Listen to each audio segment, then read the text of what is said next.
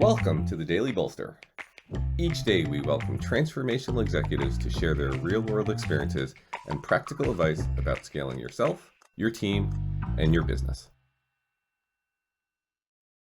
Welcome to the Daily Bolster. I'm Matt Blumberg, the co-founder and CEO of Bolster, and I'm here today with Danny Meyer. Danny is one of the most celebrated restaurateurs in New York, probably America, probably the world. He was the founder and chairman of both the Union Square Hospitality Group and the Shake Shack. He currently runs Enlightened Hospitality Investments. He's a board member at a number of for-profit and not-for-profit companies, and he's the author of an amazing book, which if you have not read, you should read, called Setting the Table. Danny, it's good to have you here. Thank you, Matt. I just went back through my blog archives and realized that I blogged about setting the table in 2007. And I have to say your book is timeless because I still talk about some of the principles that I learned in it even today. I remember meeting you when we had opened a restaurant near your office then, which was 11 Madison Park. And we also had Tabla at that point. That's right. Yeah.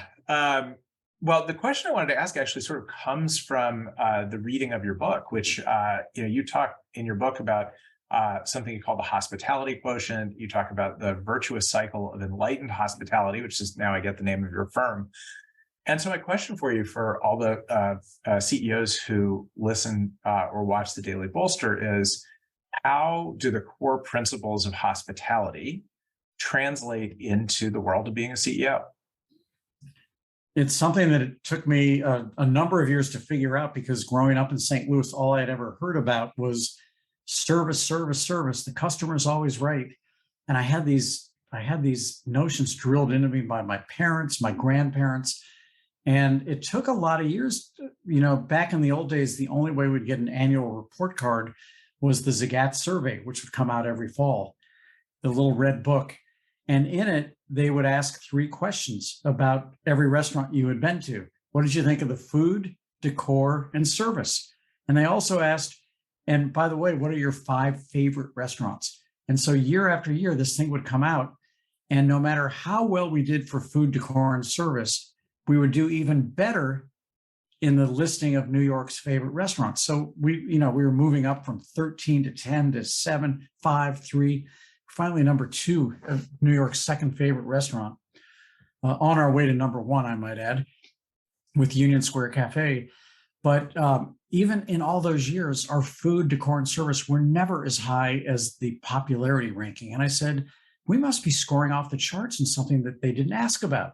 And I called Mr. Zagat on the telephone, actually, and I said, in addition to service, you may want to put a 4th column instead of FDS. You may want FDSH for hospitality. I thought it was really smart. And he goes, we already covered that with service. And I decided not to argue with him at all, but it really hit me over the head that service and hospitality are completely different things. Service, you got to have great service. My parents and grandparents were right, but that's only a way to describe the technical delivery of the product. Did you do what you said you were going to do? And hospitality, on the other hand, is the emotional feeling that you created in the person receiving your technical service. And so if I do all the stuff you expected me to do, that's good service, but it's potentially zero hospitality. And so it really helped to explain to me why there were restaurants with higher service scores below us in the category of favorite restaurant, because while they were doing what they were supposed to do, they weren't making me feel better. They weren't making the vast majority of the people feel better. And that's when I realized this isn't just about restaurants. This is about every single company you do business with. Yes, you want the product to work, but guess what? That product may better make you feel better. And, another thing I had to throw out the window that my parents taught me was, when I was running for class president in 5th grade, and the guy who won over me won because he handed out candy bars to everybody, really smart. But my parents said, popularity is a false measuring stick. Well, guess what? In business, it's not. It's just not. So how do you think about the CEO's role in creating a strong culture of hospitality internally, and then also one that reflects externally? I think, my job is one, if I read many years ago, Robert Greenleaf's book on servant leadership. And by serving my team, realizing that my highest priority is to set the culture, how we do things around here. And the best thing I can do to advance that are two things. Number one, serve our team so they have the tools to do a great job of serving one another and therefore serving our guests. So we put our staff first. Customer is not always right. Customer does not come first. Customer comes second, and the odds of pleasing and delighting our customers are greatly heightened when the staff who's coming into work feels great about their job. The other thing that's crucially my job to do is to make sure that I'm promoting the people who are our culture carriers. And furthermore, that sometimes I'm exiting the people who are undermining the culture. I've got to do both of those things. I used to think that the top performers were the people who got the biggest jobs, but here's what we do, Matt. We want to get 100 on our test. And we're very, very clear. This recipe has only 2 ingredients, which is, I wish our chefs could cook this way. It's 49 parts performance, how well we do the stuff that you expect us to do.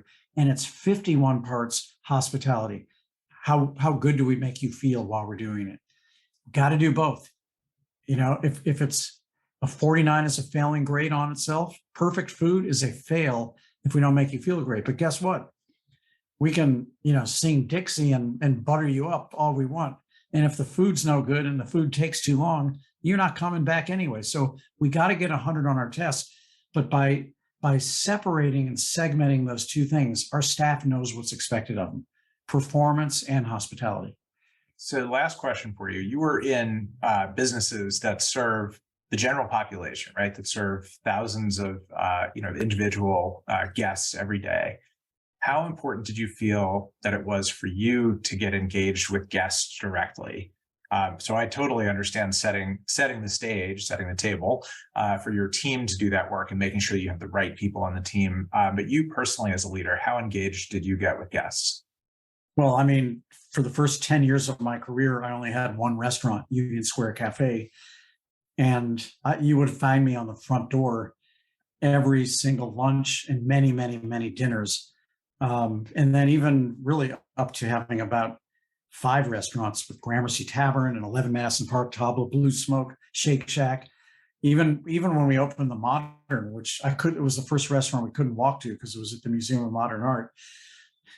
I would say, I was in the restaurants every single day. To this point in time, here's what I do.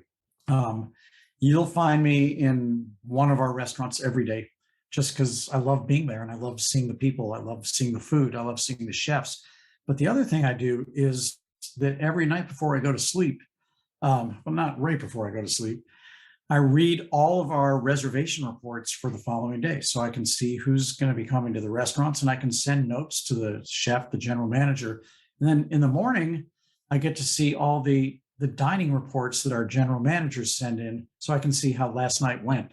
So I have a really good opportunity to stay in close contact with what's going on. And the minute I stop caring about that, it's probably time to hang up my cleats. Danny Meyer, Enlightened Hospitality Investments. Great advice for CEOs of any kind of business about how to engage around the principle of hospitality. Thank you so much for joining me. Thanks, Matt.